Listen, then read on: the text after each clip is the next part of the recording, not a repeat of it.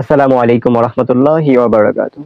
প্রিয় ভাই ও বোনেরা, আশা করি আপনারা সবাই ভালো আছেন। আজকে আমরা অন্যরকম পাঠশালা এবং Abu Sayeed academy YouTube channel থেকে নতুন একটা বিষয় শিখবো। আজকে আমরা নবম দশম শ্রেণীর গণিত বইয়ের 13.1 এর 1 নাম্বার যে এমসিকিউটা আছে ওটা আমরা একটু ব্যাখ্যা ভাবে করব।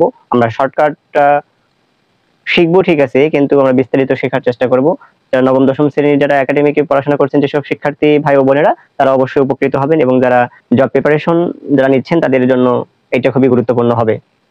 তো ধারা থেকে কয়েক টাইপের অঙ্ক করলে আমাদের বিষয়টা অনেক ক্লিয়ার হয়ে যাবে এবং সহজেই অন্য টাইপের অঙ্ক করা যাবে। তো তার মধ্যে একটা টাইপের অঙ্ক আসে, সেই অঙ্কটা সৃজনশীল আকারে থাকলে কতে থাকে, তাহলে এদিকে আমাদের বর্ণনামূলক তো থাকে।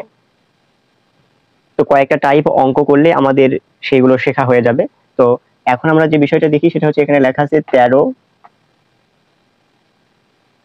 যোগ 20 যোগ হচ্ছে 27 যোগ হচ্ছে 34 ডট ডট ডট 111 ধারাটির পদ সংখ্যা কত।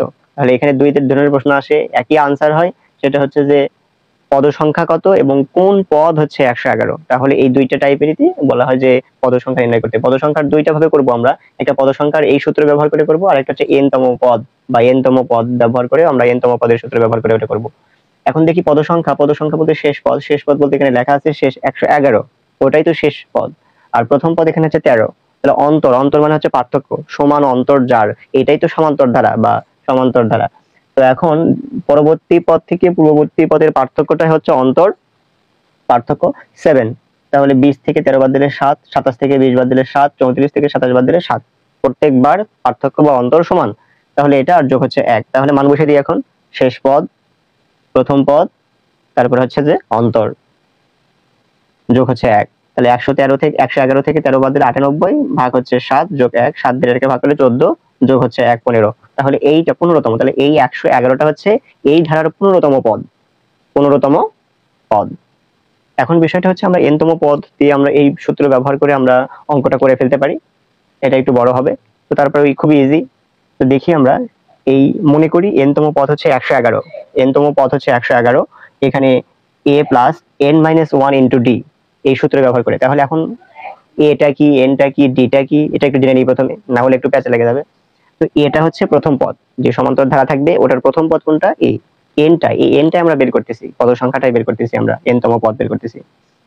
এখন 1 সূত্রের 1 d, এই dটা হচ্ছে ডিসটেন্স, দ্বিতীয় পদ থেকে প্রথম পদের ডিসটেন্স কত, পার্থক্য কত। তাহলে 13 n-1, এখানে d এর মান 7, 111,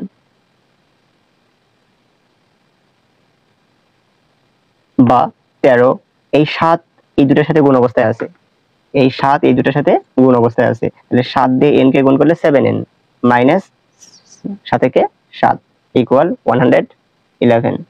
বা এখানে আমরা এটা পক্ষান্তর করতে পারি, এখানে মাইনাস আমার n এর মান দরকার, তাহলে এটা এখানে থাকবে, আর এইটাকে ওই পাশে প্লাস 7 করতে পারি, প্লাস 13 আছে ওই মাইনাস 13 হয়ে যাবে।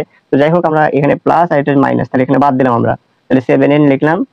তাহলে এখানে প্লাস 13 থেকে মাইনাস 7 বাদ দিলে হচ্ছে প্লাস 6, আর এখানে এটা 111। তারপরে প্লাস 7 এই সাইডে রাখলাম আমরা, বাম পাশে, ডান পাশে এটাকে পার করে দিলাম, প্লাস 6 টা ওই পাশে হয়ে যাবে মাইনাস 6, মাইনাস 6 হয়েছে, 111 থেকে 106 বাদ দিলে 105। তাহলে এখন n এর মান প্রয়োজন আমাদের, তাহলে 7টা গুণ অবস্থায় আছে এর সঙ্গে, তাহলে গুণ এখান থেকে ভাগ হয়ে গেল। তাহলে 7 দিয়ে 105 কে ভাগ করলে আমাদের হচ্ছে 15, অর্থাৎ n ইকুয়াল 15। অর্থাৎ আমরা দেখতে পেলাম যে 1 নাম্বার 2 3 4 এই 4টা পদ, আর এখানে এই 111টা হচ্ছে 15তম পদ এই ধারার। আশা করি সবাই বুঝতে পারছেন। যদি কোথাও বোঝার সমস্যা থাকে বা কোনো কোশ্চেন থাকে, আপনারা খাতায় করে ওখানে মার্ক দেবেন, মার্ক দিয়ে সেটা আমাকে কমেন্টে পাঠিয়ে দেবেন অথবা হোয়াটসঅ্যাপে পাঠিয়ে দেবেন, আমি সেটা করানোর চেষ্টা করবো, আরো ভালোভাবে বোঝানোর চেষ্টা করব। তো এই ভিডিওটা যেন আপনার বন্ধুরা আরো অন্যান্যরা দেখতে পারে, এই জন্য সোশ্যাল মিডিয়ায় বিভিন্ন জায়গায় শেয়ার করে দেবেন, গ্রুপে সবাই যেন দেখতে পারে। তো আজকে এই পর্যন্তই, আগামী দিনে আমরা এই অধ্যায়ের অন্য অঙ্ক নিয়ে আসবো, অন্য টাইপের অঙ্ক নিয়ে আসবো।